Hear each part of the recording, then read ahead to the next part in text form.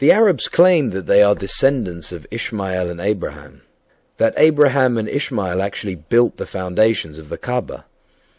Anyone who has read the Bible would know that these claims are complete and utter fabrications, especially since there is no mention in the Bible of Abraham and Ishmael having ever set foot in Arabia.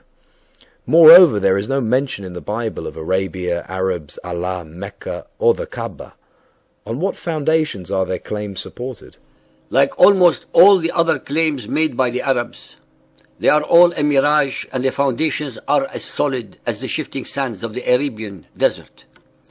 Before Muhammad and his Quran, the pagan Arabs had absolutely no knowledge of Abraham, Ishmael, or any other biblical character. To give himself and his followers an ancestry worthy of divine revelations, Muhammad plagiarized, plundered, pirated, and or perverted all that his followers have from the traditions, scriptures, and fetishes of the Jews, Christians, Zoroastrians, and pagan Arabians.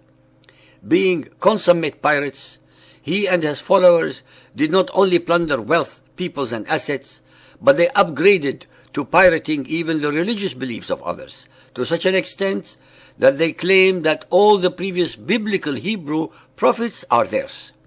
They did the same to the churches, synagogues, and temples of the conquered peoples by turning them into mosques. For 300 years after the death of Muhammad, his followers were able to concoct all the traditions that allegedly connect the Arabs to Ishmael and Abraham. Let us now look at the facts. 1.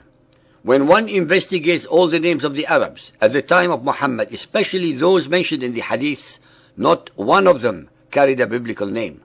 2. Moreover, it is inconceivable that none of them was called either Abraham or Ishmael if they truly were their alleged ancestors, while Muhammad's name is used among at least 80% of his later male followers. 3. The three lines concocted by Muhammad's later followers are historically and logically utterly improbable and incompatible with the original biblical version. 4. Nowhere in all the poetry of pagan Arabia were Abraham or Ishmael mentioned. The Muhammadan Arabs used the same Bible that they assert had been altered and or perverted by the Jews and Christians to find their alleged ancestry from among the descendants of Ishmael. Not only are these so-called descendants not mentioned anywhere in Arabic folklore prior to Muhammad, there are of course no documents of any kind to back up their fanciful and imaginary ancestral tree. Moreover, the ahadith themselves are at substantial variance with each other. According to Arab historians, there are allegedly three types of Arabs. 1. Al-Arab al-Ba'ida, those original Arabs who had been destroyed by Allah for their unbelief, such as the Ad and Thammud. 2. Al-Arab al-Arabiya, who are the original Arabs of the peninsula, descended from the line of Shem, Arphaxad, Shelah, Eber, Joktan, Qahtan, and Jurhum.